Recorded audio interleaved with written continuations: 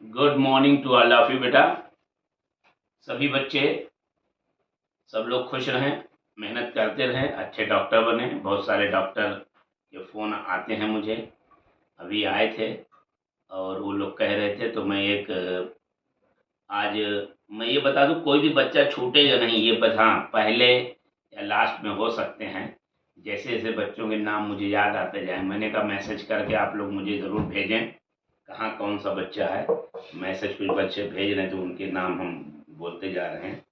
अंशुल राणा बहुत ही अच्छा बच्चा था, लेबोरियस था और मेडियोकर बच्चा था, कोई बहुत ज़्यादा जीनियस नहीं था, लेकिन उसने अपनी मेहनत से लोगों को दिखाया कि एम्स जो है दिल्ली 49 रैंक, आज के 3 साल पहले मैंने उसे भेजा है पढ़ा करके, अंशुल राणा को। चलिए, और उससे पहले एक बच्ची उसी में, आप जानते होंगे, अशिका जी गई हैं। तो बार बार मैं नाम लेता रहूँगा बच्चों का, फिर बताऊँगा मैं आपको कि ये कैसे थे बच्चे नेचर में। तो आज का लेक्चर अंशुल राणा के लिए है। देखिए, नर्वस सिस्टम बेटा, नर्वस सिस्टम के दो पार्ट, सेंट्रल नर्वस सिस्टम और peripheral nervous system. Central nervous system हम किसे कहते हैं? Brain and spinal cord are commonly called central nervous system.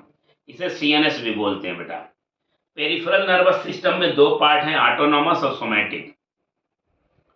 अब ऑटोनॉमस में जो हमें ज़रूरत नहीं है, हमारी ज़रूरत बिल्कुल नहीं है उसमें, हमें ज़रूरत नहीं, कहना गलत बोल दिया, हमारी ज़रूरत नहीं रहती, वो अपने आप फंक्शन चलता रहता है। Sympathetic, parasympathetic. सिंपैथेटिक का मतलब, अगर मान लिए किसी ऑर्गन की स्पीड को सिंपैथेटिक इन्हांस कर रहा है, तो पैरासिम्पैथेटिक उसे डिक्रीज करेगा बेटा। और अफरेंट और इफरेंट, ये नर्व है, इम्पल्स लाने का काम बॉडी में सेंसरी करती है, और ब्रेन और स्पाइनल कॉर्ड के ऑर्डर को ले जाने का काम मोटर करती है। ये तो समरी थी बेटा, आगे देखते हैं अब हम लोग।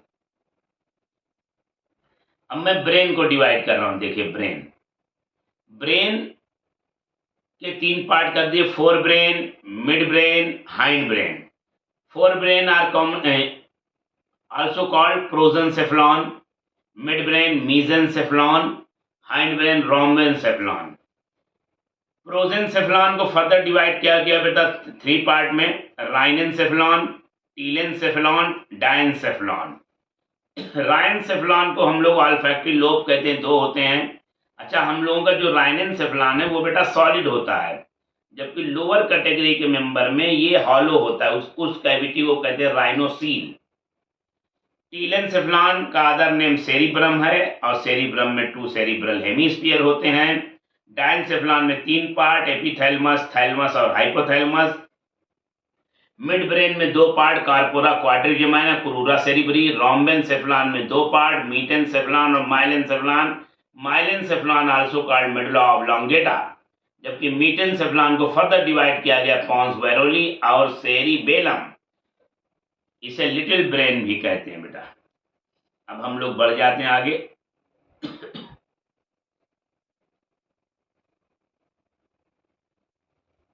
अब देखिए बेटा, चाहे वो ब्रेन हो और चाहे स्पाइनल कॉर्ड हो, उसके चारों तरफ देखिए तो थ्री मेम्ब्रेन्स हैं, ड्यूरामेटर, अरेक्नॉइड और पायोमेटर।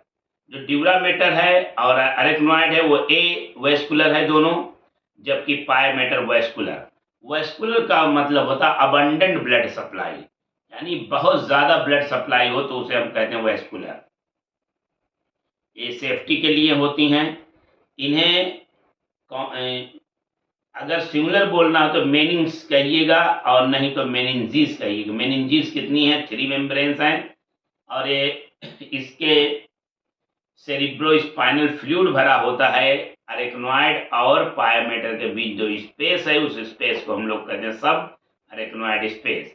सेरिब्रोस्पाइनल फ्लूइड जो होता है वो शॉक एब्जॉर्बर होता है, प्रोवाइड करता है नरिशमेंट और होम्योस्टेसिस, बैलेंस करता है, इम्यून सिस्टम बनाता है अच्छा। जबकि ड्यूरामेटर अरेक्नॉइड के बीच में भी स्पेस है बैलेंस के लिए, लेकिन यहाँ पे सिंपल फ्लूइड भरा होता है बेटा। इसके बाद हम लोग आ जाते हैं, ये तो बेटा नोट्स है उसकी, ठीक है। Grey matter, white matter. तो बहुत ही सिंपल है। जैसे मैं कहूँ कि घर में आपके फैट अगर है तो वो वाइट होती है, तो यहाँ पर जहाँ पर माइलिन शीट होगी नर्व में वो वाइट दिखेगा, तो उसे कह देंगे वाइट मैटर। दो तरह के टिश्यू हैं ब्रेन में, एक ग्रे मैटर एक वाइट मैटर। तो जहाँ पर माइलिन शीट होगी वो पार्ट दिखेगा वाइट, और जहाँ पर माइलिन शीट नहीं है वो ग्रे दिखेगा। अब देखिए क्या, साइटॉन, डेंड्राइट और पूरी non myelinated nerve grey matter दिखेंगी, जबकि व्हाइट मैटर में क्या है, सिर्फ व्हाइट पार्ट माइलिनेटेड नर्व वाला। अब नर्व के अरेंजमेंट की वजह से ब्रेन बहुत ज़्यादा अंदर की तरफ फोल्ड कर गया है, और उसी फोल्ड को हम लोग कहते हैं कन्वोल्यूशन।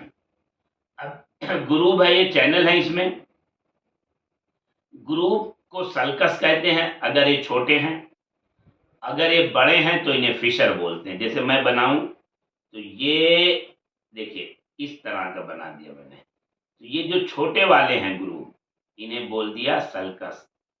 सल्साई प्लूरल है, सल्कस सिंगुलर है, और ये बड़े बड़े चैनल जो हैं वो फिशर के नाम से जाने जाएंगे। नोट्स हमारे पास पूरी है, आप पढ़ना चाहें पढ़ सकते हैं इसको। अब देखो बेटा, ये ब्रेन है, ब्रेन में अगर मैं देखूं तो ब्रेन का वेट क्या है, 1200 ग्राम से लेके 1400 ग्राम्स। वॉल्यूम कितना है, 1400 सीसी टू 1450 सीसी।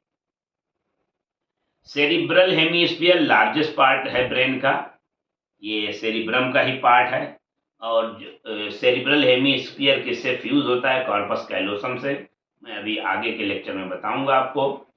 ब्रेन का लास्ट पार्ट है मेडुला ऑब्लोंगेटा, यही पार्ट स्पाइनल कॉर्ड से अटैच होता है।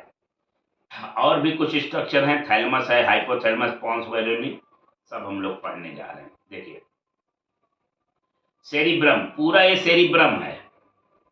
अब आप कहोगे सर सेरिब्रम है ये, बिल्कुल लार्जेस्ट पार्ट ऑफ ब्रेन है, और इसमें दो सेरिब्रल हेमिस्फीयर, एक ये और एक ये, और दोनों सेरिब्रल हेमिस्फीयर बेटा अटैच होते हैं कॉर्पस कैलोसम से।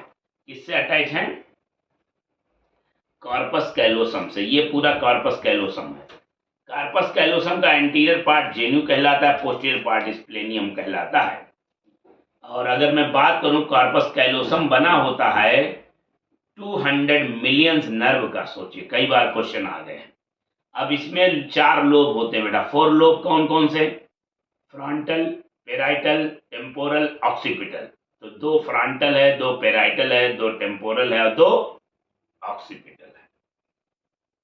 ये आपको याद रखना है बेटा। अब एक एक करके फंक्शन भी जान लेते हैं हम लोग। ब्रेन की बात मैंने कर ही ली है। ये देखिए यहां से फंक्शन देखते हैं हम लोग। अगर कोई आपसे पूछे कि ब्रेन की साइज के बारे में, जो साइज होती है 1/4 साइज, ये बर्थ के टाइम होती है।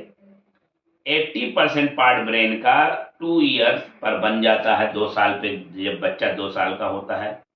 और ये जो साइज आपकी है इस समय ब्रेन की, वो 6 साल की उम्र में बन जाती है। प्रोजेंसेफेलॉन, मीजेंसेफेलॉन, डोर्मेंसेफेलॉन आपको मैंने बता ही दिया है, छोड़ दीजिए। ऑल्फैक्टरी लोब से देखते हैं। ऑल्फैक्टरी लोब किस लिए है, तो आप कहोगे स्मेल के लिए सर। बस यही याद रखिएगा आप। सेरिब्रम की मैंने बात की थी अभी आपसे, 4 लोब में फ्रंटल। अब फ्रंटल में देखिए क्या है, फ्रंटल लोब में बेटा intelligence, memory, will power, reasoning, emotions. और इसमें ब्रोकाज एरिया होता है, स्पीच एरिया कहते हैं उसे। Motor area, pre motor area को कंट्रोलिंग यही करता है। जबकि पेराइटल लोब में सोमास्टेटिक एरिया है, पेन, टच, टेम्परेचर, प्रेशर को कंट्रोल करते हैं ये। और गस्टेटरी एरिया है, गस्टेटरी एरिया का मतलब टेस्ट एरिया है बेटा। तो पेराइटल जो है वो पेन, टच, टेम्परेचर, प्रेशर और टेस्ट के लिए, जबकि frontal lobe intelligence, memory power, will power, skill power, reasoning और इमोशंस के लिए है। अब टेम्पोरल लोब जो है बेटा, उसमें ऑडिटरी एरिया भी है, स्मेल का एरिया भी है, और अंडरस्टैंड स्पीच एरिया जिसे वर्निक एरिया कहते हैं। ऑक्सीपिटल लोब विजुओ सेंसरी एरिया है, इस अब पूरे का फंक्शन मैं बता दूं, ये तो लोब वाइज हुए, विजुअल सेंसरी एरिया, ऑक्सीपिटल। अगर सेरिब्रम का फंक्शन आए तो intelligence, will power, memory power, learning, thinking, vision, hearing, mood, emotions. हाँ बेटा, जिसने फरमाइश की थी वो मैंने पढ़ा दिया अभी। आप क्योंकि 11th में हैं आप, तो बस मैंने पढ़ा दिया है। नाम आपका तब लूंगा जब आप डॉक्टर बन जाओगे बेटा, है ना। इमोशनल ब्रेन कहते हैं लिम्बिक सिस्टम को। लिम्बिक सिस्टम में कितने पार्ट होते हैं? सिंगुलेस डायरेक्ट जो बिहेवियर रेगुलेशन करता है, कार्पस कैलोसम मैंने बता ही दिया, कनेक्टर है। थैलमस रिले सेंटर होता है बेटा। Hippocampus memory recall centre, Ghajini में यही खराब हो गया था आमिर खान का, तो मेमोरी को रिकॉल नहीं कर पा रहा था। एमगडेला फियर सेंटर है, डर का सेंटर। और hypothalamus nuclide, temperature, hunger centre, thirst centre, circadian rhythm, बहुत सारे सेंटर होते हैं हाइपोथैलेमस में। तो इतना मैं बेटा आज पढ़ा दिया हूँ। अभी ब्रेन चलेगा, फिर एक लेक्चर देंगे। अभी अभी यहीं तक करिए।